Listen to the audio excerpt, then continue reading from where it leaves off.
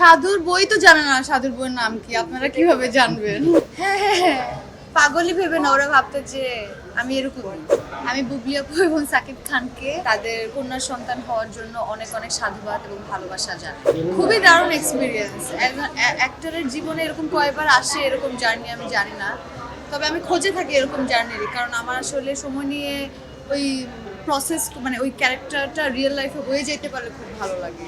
যদি এটা সব কাজে পাই না, হাওয়াতে কিছুটা পেয়েছি, এটাতে কিছুটা পেয়েছি, সো আমি এরকম খুঁজে থাকি যে কখন আসলে আমি এরকম একটা ড্রাইভ দিতে পারবো। প্রতিটা অ্যাক্টরই থাকে আসলে, তাই আমাকে অ্যাক্টর বলছেন, নায়িকা বলছেন, গ্ল্যামার আর্টিস্ট, এগুলো আপনাদের উপাধি দেওয়া, আমি এটাকে অ্যাপ্রিসিয়েট করি। আমি ব্যক্তি মানুষটা খুবই সিম্পল, আমি এভাবে ভাবি না। আমার চরিত্রের জন্য আমার যেটা করতে মজা লাগে বা করতে হয় সেটাই আমার কাছে আনন্দের। আমি তখন তো তুষিকে মাথা রাখলে আর পাগলি হইতে পারবো না। তখনের জন্য আমি পাগলিকে ভালোবাসছি। আবার ব্যক্তি জীবন তো চলে যাচ্ছে না, এটা আসে অলওয়েজ। এরকম তো সময় নিয়ে ভাবি নাই, বাট এটা পাগলি তো এখনো এক্সিস্ট করে আমার মধ্যে, আই বিলিভ।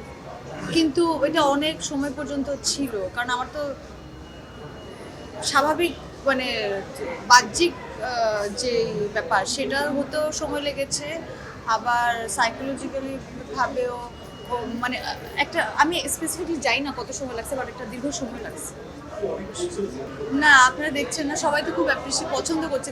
এটা খুবই সিম্পল একটা গল্প, সাধু আর পাগলি, একটা রাখাল আর পাগলির একটা প্রেমের গল্প, দ্যাটস ইট। একটা পেইন্টিং দেখলে যেমন আপনি যেমন আমাদের অনেকের ছবি বা পেইন্টিং দেখলে আমরা একটা দৃশ্য দেখি, বা কেউ অনেকক্ষণ ঘন্টার পর ঘন্টা দাঁড়িয়ে পেইন্টিংটা বোঝার চেষ্টা করে, এটা পারসেপশন, যে যেভাবে দেখতে চায়। 100 রকম রইদের হতে পারে যেটা আপনারা 100 রকম ভাবে এটাকে আর্টিকুলেট করছেন, এবং ওইটাই রাইট, এটাই ডিরেক্টর চেয়েছে। এবং আমি হ্যাপি যে সবাই কেউ বুঝুক না বুঝুক বা এটা পড়াশোনা করুক না করুক, সিনেমাটাকে কমিউনিকেট করতেছে সবাই, এটা আমার কাছে খুব ভালো লাগছে। সে যেভাবে সাধুর বই তো জানে না, সাধুর বইয়ের নাম কি আপনারা কিভাবে জানবেন? আমি তো জানি না আমার নাম না। এটা তো একটা, এটার ভিতরে তো একটা গভীরতা বা একটা বক্তব্য আছে, বাট এটা আমাদের দেশে নারীরা মোস্টলি বা মারা, তারা এটা সোসাইটিতে মানে এটা এক্সিস্ট করে যে বাবার পরিচয় বা স্বামীর পরিচয়ে আমরা পরিচিত হই না, যে তুষির আম্মু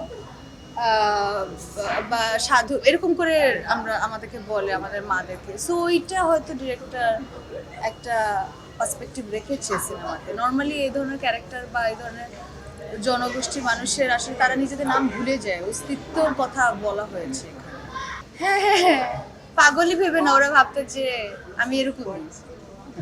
ওরা তো পাগল মনে করতো না, পাগল মনে করতো যে আমাকে ফাইজলামি করে পাগলি বা পাগল বলে, বাট ওরা আমাকে ওই ওই ওভাবেই নিয়েছে। জানি এটা হতে পারে, এটা একদমই যারা ভাবছেন এটা একদমই ওনাদের নিজস্ব ব্যাপার, মানুষের ভাবনাকে। রবীন্দ্রনাথের একটা সুন্দর কথা আছে, সেটা হচ্ছে ভাবুকের চিত্তেই রঙ্গমঞ্চ রহিয়াছে, তাহাতে স্থানাভাব নাই, কতেক তুমি কহিবে কতেক তাহারা বুঝিয়া লই। তো এটা একেবারেই আর্ট এবং অডিয়েন্স, এটা কমিউনিকেশনের, এই 3 ডাইমেনশন কমিউনিকেশনের মাধ্যমে এই আর্টটা আসলে ক্রিয়েট হয় এবং এটা জীবন্ত হয়ে ওঠে। সো তার মননে যদি এটা মনে হয় যে তাল দিয়ে তাল দেওয়া, ওকে, তাদেরকে অনেক অনেক ভালোবাসা এবং শুভেচ্ছা আমাদের কলিগ ইন্ডাস্ট্রি। আমি বুবলি আপু এবং সাকিব খানকে তাদের কন্যা সন্তান হওয়ার জন্য অনেক অনেক সাধুবাদ এবং ভালোবাসা জানাই। খুবই দারুণ একটা সংবাদ। দারুণ।